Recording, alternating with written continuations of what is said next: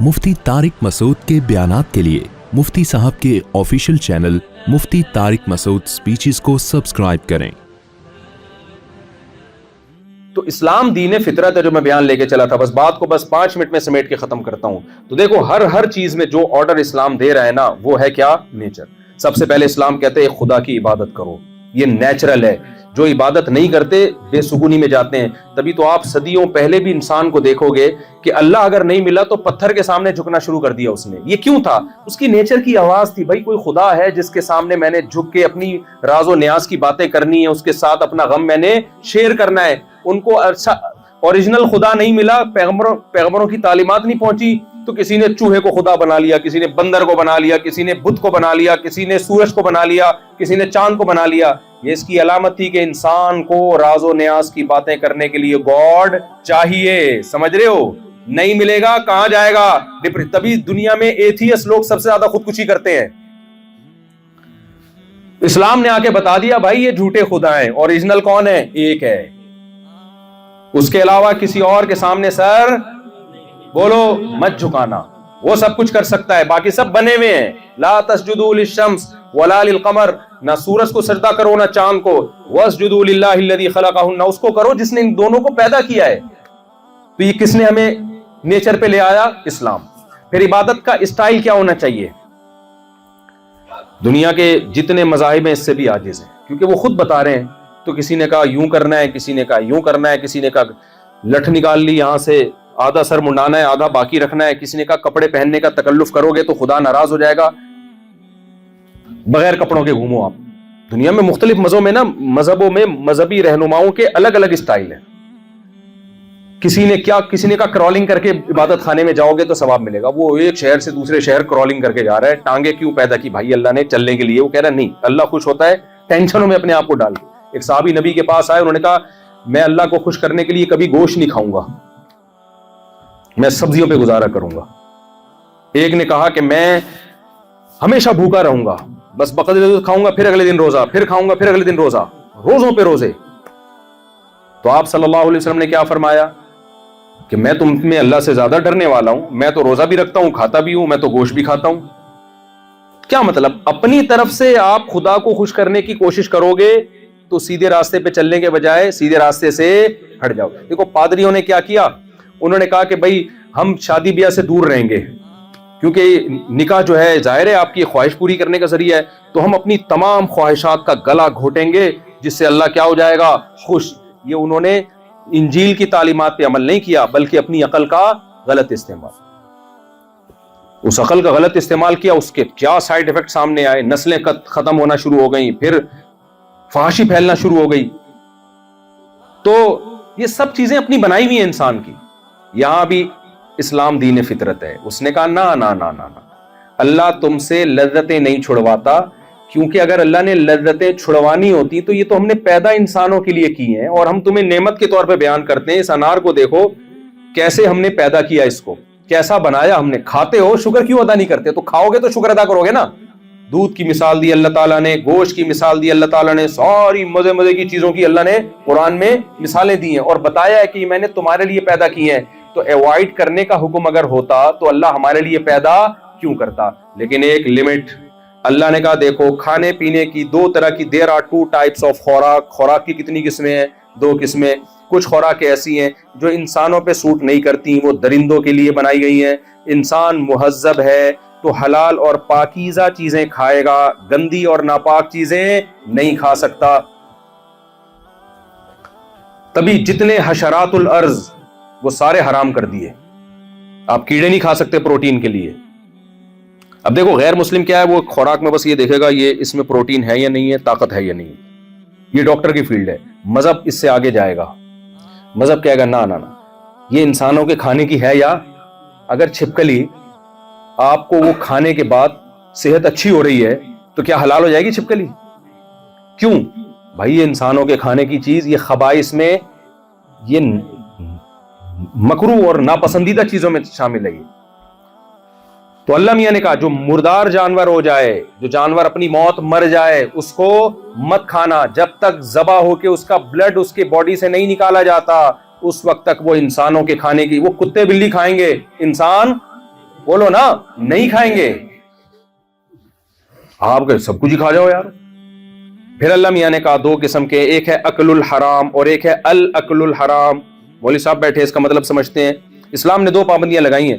Doctor ایک پابندی لگاتا ہے صحت کے لیے نقصان دہ تو نہیں کھاؤ, فائدہ مند ہے تو کھا جاؤ. وہ کہے گا لڈو وہ کھائے جس کو شوگر نہیں ہے, جس کو شوگر ہے وہ لڈو نہ کھائے وہ. لیکن اللہ میاں نے ایسی پابندیاں لگائی ہیں جو انسان کو انسان بنانے کے لیے ضروری ہے.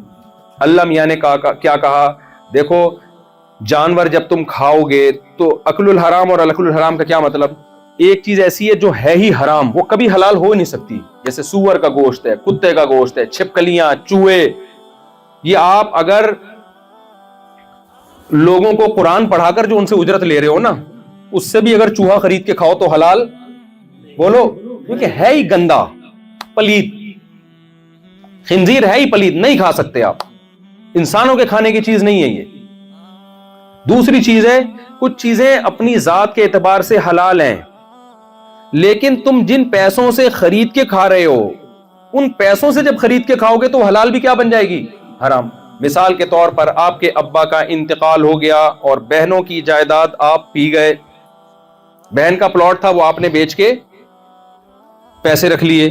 اب ان پیسوں سے آپ مدینہ کی کھجوریں خرید کے کھا رہے ہو, جیسے کہ لوگ کھا رہے ہوتے ہیں. کیونکہ میں نے اکثر دیکھا ہے حج پہ جو جا رہا ہوتا ہے نا, مجھے لگا ہوتا ہے ابا کا نیا نیا انتقال ہوا ہے اور پوری وراثت اس کو ملی ہے, تبھی بڑے مزے سے حج کرنے جا رہا ہے. ہر حاجی سے بدگمان نہ ہو, لیکن میرے پاس رپورٹیں ہیں. ایک صاحب مسجد کے چندے سے پیسے کھا کے عمرہ کرنے چلے گئے. عجیب بات ہے یار, تو عمرہ کرنے تو جا رہا ہے, کم از کم چندہ کھا کے نہ جائے یار. تو اب وہ کھجور خرید کے کھا رہا ہے, زمزم خرید کے کھا رہا ہے. تو یہ کیا ہے, یہ الاکل الحرام ہے. کیا مطلب, یہ عقل ہی حرام ہے, چیز حرام نہیں ہے, اس کا کھانا کیا ہے, یہ حرام ہے. کیوں, آپ ناجائز پیسوں سے کھا رہے ہو. یہ دو پابندیاں کس نے لگائی ہیں, اسلام نے. دنیا میں دیکھو حکومت جب قانون بناتی ہے تو لیگل اور انلیگل تو ہوتا ہے, حلال و حرام نہیں ہوتا. حلال و حرام کس کا ٹاپک ہے, مذہب کا. اگر آپ مذہب سے دستبردار ہو جاتے ہو تو حلال حرام کی ساری بحث آپ کی ایک طرف. پھر آپ کتے کھاؤ, پھر آپ چوری کے پیسوں سے زمزم پیو. قانون پکڑ لے گا تو ٹھکائی ہو جائے گی, نہیں پکڑے گا تو وہ کیا ہو جائے گا, سب جزوے بدل بن جائے گا. تو آپ کو انسان بننے کے لیے, فطرت پہ چلنے کے لیے اسلام کے علاوہ آپ کے پاس کوئی آپشن نہیں ہے. اس لیے میرے بھائی, اسلام کا جو ایک پورا نظام ہے, آلٹرنیٹ جو اسلام نے پیش کیا ہے دنیا کے نظام سے ہٹ کے, اسی میں ہمارے لیے نجات ہے. اور آپ ان جن ملکوں میں رہتے ہو, ان کا بہت بڑا احسان ہے کہ یہ اسلام پہ چلنے میں رکاوٹ نہیں ہے آپ کے لیے. مجھے پتا چلا یہاں اسکولوں میں مسلمان بچوں کو نماز کا ٹائم دیا جاتا ہے, ہمارے ملک میں نہیں دیا جاتا. اسلامی کنٹری میں بچے بتا رہے ہوتے ہیں ہماری کلاس ٹائم ہے, نماز کا ٹائم ہے, ٹیچر ہمیں نماز پڑھنے نہیں دیتے. دفتروں میں ہمارے یہاں دیا جا رہا ہے دفتروں میں نماز کا ٹائم. اور بچوں کو یہاں مسلمان بچوں کو حلال اگر وہ کھانا چاہیں تو حلال ان کو میسر ہے. تو کتنی آسانی ہے بھائی. ہمارے یہاں بھی حلال ہے, لیکن ہمارے یہاں جو حلال ہے نا وہ الاکل الحلال مشکل ملے گی آپ کو. ہوگا حلال مگر پتہ نہیں کن پیسوں سے ہوگا. وہ وہی مثال ہے نا, میں مثال دیتا ہوں. ایک آدمی نے مرغی چوری کی, الٹی طرف سے ذبح کر رہا تھا. اس نے کہا بھائی ادھر سے ذبح کرنے سے حرام ہو جاتی ہے. اس نے کہا پہلے کون سا حلال تھی وہ. میرے اس میں یہ کئی دفعہ چٹکلا سنایا نا, تو کسی نے اس پہ اعتراض کیا, مفتی صاحب فرق ہے, چوری کی مرغی اگر ذبح کر کے کھائے گا تو چوری کا گناہ تو ملے گا, لیکن گوشت تو حلال وہ مرغی تو, اور الٹی طرف سے ذبح کرے گا تو چوری بھی اور الٹا حرام بھی. تو میں یہ اس کو تو میں نے جواب نہیں دیا, آپ کو میں جواب دے رہا ہوں. اتنی سینس الحمدللہ ہم میں بھی ہے. تو چٹکلے کو چٹکلا ہی سمجھا کرو, اس کی زیادہ تحقیق میں رپورٹوں میں جا کے اتنے کمنٹس مت کیا کرو. ہمیں پتہ ہے یہاں سے اور یہاں سے چوری کی مرغی میں بھی فرق ہے, لیکن سمجھانے کے لیے تو بولنے دو یار. تو اتنے بڑے بڑے فنٹر پاکستان میں پڑے ہوئے ہیں نا, پورا اس کا اینالائز کرنا شروع کر دیتے ہیں, تجزیہ کرنا شروع کر دیتے ہیں, اور پھر ہمیں سمجھانا شروع کر دیتے ہیں. آپ کو یہ فرق نہیں پتا, آپ مفتی ہو, آپ عالم ہو, آپ نے بھائی ہمیں بچے کو پتا ہے تو ہمیں بھی انشاءاللہ امید ہے. ہم نہیں کہہ رہے بہت بڑے کوئی فنٹر ہے, ہم اتنا تو پتہ ہی ہوتا ہے سب کو, لیکن ہے تو پھر بھی حرام نا, چاہے یہاں سے کاٹو یا بس بتانا یہ مقصد ہے. گناہ سے پھر تھوڑی بچو گے, کیونکہ مرغی چوری کی ہے تو چوری کا تو آپ زمزم بھی پیو گے, وہ بھی کیا ہوگا, حرام ہوگا آپ کے لیے. تو اس لیے میرے بھائی, اب میں نے جو آیت پڑھی تھی بس میں 2 منٹ میں سمیٹتا ہوں. فطرت اللہ التی فطر الناس علیہا, محمد صلی اللہ علیہ وسلم نے 1400 سال پہلے یہ دعویٰ کیا کہ اسلام وہ فطرت ہے جس پہ میں نے لوگوں کو پیدا کیا ہے. تو اب آپ کو پتہ چل گیا کہ جو اسلام سے دور ہوں گے کبھی بھی سکون حاصل نہیں کر سکتے, نہ دنیا میں آخرت میں تو ویسے ہی بیڑا غرق, دنیا میں بھی نہیں ملے گی. اور جو اسلام پہ چل رہے ہیں سکون صرف اور صرف اور صرف ان کے حصے میں آئے گا. کیوں؟ اس لیے کہ آرگینک ہے, فطرت ہے. نیچر کیا ہوتی ہے؟ آرگینک میں نیچر ہے. تو بالکل ایسے ہی جیسے جو کھجور اور زیتون اور اونٹنی کا دودھ پی رہا ہے, اس کی 4 بیویاں بڑھاپے میں بھی آ کے اپنے بوڑھے شوہر کے خلاف کیس کر رہی ہیں, اور جو ڈبے پہ آ گیا تو میری 4 شادیاں اور جلدی شادیوں کی باتیں سن کے سوائے ڈپریشن میں جانے کے اس کو کچھ بھی حاصل.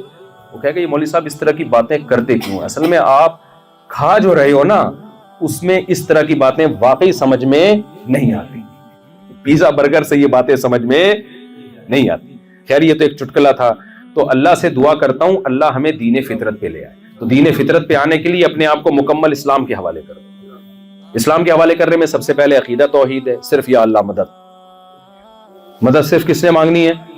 انتم الفقراء الی اللہ, سارے اللہ کے محتاج ہیں, چاہے پیغمبر ہوں فرشتے ہوں, سب محتاجی میں اللہ کے محتاج ہیں. نمبر 2 اس کے بعد ہے نماز. جتنے یہاں بیٹھے ہوئے ہیں اور جو بھی نیٹ پہ بھی سنیں گے, عزم کریں اللہ نے ہمیں عبادت کا حکم دیا, بھائی تھوڑی ٹینشن اٹھا لو اور 5 ٹائم مسجد میں جماعت سے نماز پڑھنا شروع کر دو. دیکھو ماہرین کہتے ہیں 21 دن تک جو کام کنٹینیو کیا جاتا ہے اس کی عادت پڑ جاتی ہے. ابھی ایک صاحب آئے میرے پاس, بڑے بھاری بھرکم سے تھے ماشاءاللہ, تو ان کی خوراک بہت تھی.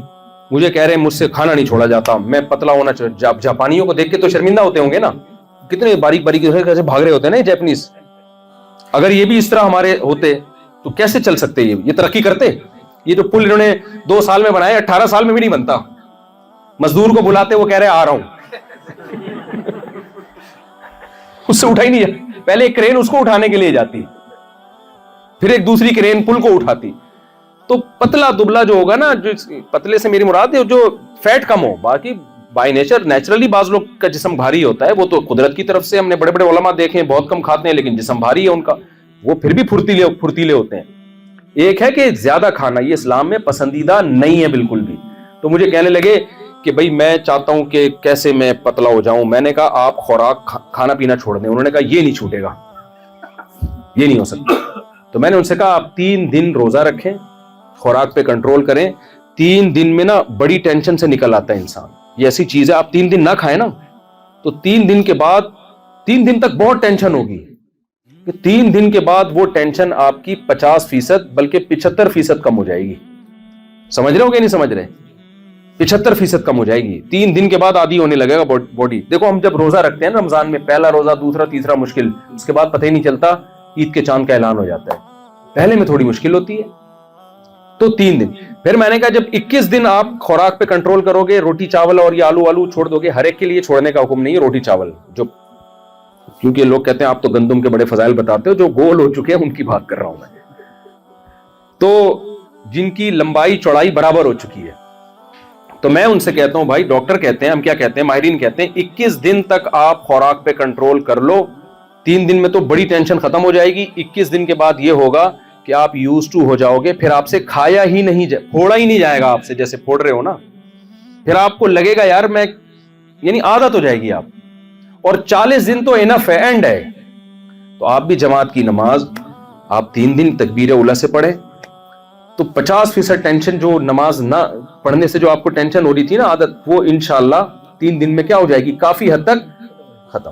اور پھر 21 دن پابندی اور 40 دن پابندی کر لینا تکبیر اولیٰ کی, زندگی بھر انشاءاللہ آپ کو نماز کی عادت. اور اس کے لیے آسان طریقہ ہے, تبلیغ میں نکل لو, یا سہ روزے کی جماعت لگا لو یار. 3 دن تکبیر اولیٰ سے کتنا آسان ہو جائے گا. اور پھر چلہ لگا لو, اور 4 مہینے میں بیڑا پار ہو جائے گا انشاءاللہ. ٹھیک ہے نا. بہت تو کچھ کرنا پڑے گا میرے بھائی. جس ماحول میں انسان گمراہ ہوتا ہے اسی ماحول میں انسان سدھرتا نہیں ہے. سدھرنے کے لیے انوائرمنٹ اور ماحول تھوڑا سا چینج کرنا پڑتا ہے. تو اللہ تعالیٰ مجھے بھی سیدھے راستے پہ چلنے کی توفیق دی, اور آپ کو بھی. اور نماز ہو گئی, اور 1-2 باتیں اور جتنے ینگ جنریشن یہاں بیٹھی ہو بھائی, نشے کے قریب کبھی بھی بھول کے بھی مت جانا. یہاں شراب اللیگل ہے, شراب یہاں لیگل ہے, اللہ کے قانون میں اللیگل ہے. اللہ نے شرابی کے بارے میں حکم دیا کہ 80 کوڑے مارے جائیں اس کو. گورنمنٹ کا کام ہے آپ خود نہ کسی کو پیٹنا شروع کر دیں. تو آج کل تو اسلامی حکومتوں میں کوڑے نہیں لگ رہے, تو یہاں آپ کہاں سے توقع رکھیں گے؟ تو آپ کے بس اللہ کا خوف ہی آپ کو بچا سکتا ہے. اللہ کو بہت سخت نفرت ہے شراب پینے سے, تو اپنے آپ کو ان ایکٹیویٹیز سے بچاؤ. اور میرے بھائی میں تو ڈنکے کی چوٹ پہ کہتا ہوں, لوگ ناراض ہوتے ہیں, گرل فرینڈ کی طرف مت جاؤ. یہاں کا کلچر ہے گرل فرینڈ, کوئی لڑکی آپ کے قریب آتی ہے آپ بولو بھائی نہیں. ہمارے مذہب میں خدا کے قانون میں کیا ہے یہ حرام. آپ 4 شادیاں کرو یار, مت رکو آپ کسی سے, ڈرو مت. اس میں اللہ نے آپ کے لیے لیگل کیا ہے. اور ویسے بھی میں یہاں بیان کر کے آیا ہوں نا, بیچارے جاپان کے لوگ تو چاہ رہے ہیں کہ نسل بڑھے یہاں پہ, اور پیسے مل رہے ہیں بچہ پیدا کرنے پر. وہ تو کہہ رہے ہیں بھلے یہاں کا نیشنل کوئی بھی ہو. یہ ان کی خوبی ہے کہ ان میں قوم, یعنی اس طرح کی قوم پرستی کے دوسرے کو نیچا کرنا, یہ والی قوم پرستی ان لوگوں میں نہیں ہے. نہ مذہب کے معاملے میں یہ متشدد ہیں, تو یہ آپ کو انہوں نے سہولت دی ہوئی ہے. تو آپ نکاح کی طرف جاؤ میرے بھائی. اچھا یہاں ایک مزید قانون پتہ چلا, دوسری شادی انلیگل ہے, لیکن اگر کچھ ایسے کیسز آئے ہیں کورٹ میں کہ دوسری وائف نے اگر کہہ دیا نا, پہلی اور دوسری وائف نے, کہ ہم راضی ہیں, یعنی یہاں خواتین تو نہیں بیان سن رہی, شکر ہے یار, اس سے ہو جائیں گے, بولیں گے ہم کیا, آخر میں آ کے سارا بیان کی ایسی کی تیسی. شروع میں اتنا اچھا چل رہا تھا مصعب کا بیان, آخر میں پروگرام تو بڑھ گیا. خواتین کہیں گی پروگرام کی ایسی کی تیسی کر دی. تو میں نے جہاں تک جو واقعات یہاں پر آئے ہیں نا, اگر دونوں وائف کورٹ میں جا کے بیان دے دیں کہ ہمیں اعتراض نہیں ہے, تو پھر کورٹ اس کو ایکسیپٹ کر لیتی ہے. تو آپ نہ کریں شادی, یہ آپ کا پرسنل مسئلہ ہے, لیکن زنا کے قریب مت جائیں. زنا سے کروڑہ گنا بہتر کیا ہے, نکاح ہے میرے بھائی. تو اگر کسی کو عیاشی کرنے کی ٹھڑک ہی ہے اس کے اندر, نکاح ٹھڑک کے لیے نہیں ہے, نکاح اولاد کے لیے, عورتوں کو سہارا دینے کے لیے. لیکن اگر ٹھڑک ہی کرنی ہے بھائی, عیاشی کرنی ہے, تو پھر بھائی زنا کے قریب مت جاؤ. کس کے پاس جاؤ, نکاح کرو, عورت کو بیوی بنا کے عزت کے ساتھ گھر میں لے کر آؤ. تو زنا سے بچیں, شراب سے بچیں, نماز کو پابندی سے قائم کریں, عقیدہ توحید پر قائم رہیں, ماحول کو تبدیل کرنے کے لیے کوشش کیا کریں, کبھی کبھار تبلیغ میں وقت لگا لیا کریں. اپنے گھروں کی خواتین کو محبت کے ساتھ پردہ سکھائیں, ان کو بتائیں بھائی یہ ان کا کوئی مذہب نہیں ہے, بیگم یہ آزاد گھومتی ہیں, ان کے یہاں کپڑوں کی ویلیو نہیں ہے, تم ان کو دیکھ کے خراب مت ہو, ہم مسلمان ہیں, ہم کلمہ گو ہیں. اللہ نے عورت کو حجاب کا حکم دیا ہے, ہمیں تو ان کو حجاب سکھانا ہے, نہ کہ ہم نے ان جیسا بن جانا ہے. اور پھر اپنی بیگم کو بتائیں اگر ہم ان جیسے بن گئے تو پھر دیکھ لو ہماری اولادوں کا فیوچر وہی ہوگا جو ان کا ہے. یہی بچے کل ہمیں نکال دیں گے گھر سے, 18 سال کے ہو کے ہمیں ٹاٹا کر کے چلے جائیں گے. لیکن لبرل انٹیاں جو ہے نا, وہ کہتی ہیں چلے جائے, کیا ہو جائے گا اس سے. ایکچولی جب ہوگا نا, وہی ہوا تھا جو اس کو ہوا ہے. جب ہوگا تو پھر یہ باتیں نہیں کرو گی, ہوگی یہ کیا ہے, یہ مجھے کوئی, پھر رینٹ پہ بندہ منگواؤ گی تنہائی دور کرنے کے لیے, کوئی خاتون منگواؤ گی رینٹ پہ گپ شپ لگانے کے لیے. ایسا ہی ہوتا ہے نا. تو اس لیے اسلام دین فطرت ہے, دنیا کا بھی سکون اور آخرت کا بھی. اللہ تعالی ہم سب کو سمجھنے کی, عمل کی توفیق عطا فرمائے. الحمدللہ رب العالمین والعاقبۃ للمتقین والصلاۃ والسلام علی رسول الکریم وعلی آلہ وصحبہ اجمعین. ربنا آتنا فی الدنیا حسنۃ وفی الآخرۃ حسنۃ وقنا عذاب النار. صلی اللہ تعالی علی خیر خلقہ محمد وعلی آلہ وصحبہ اجمعین.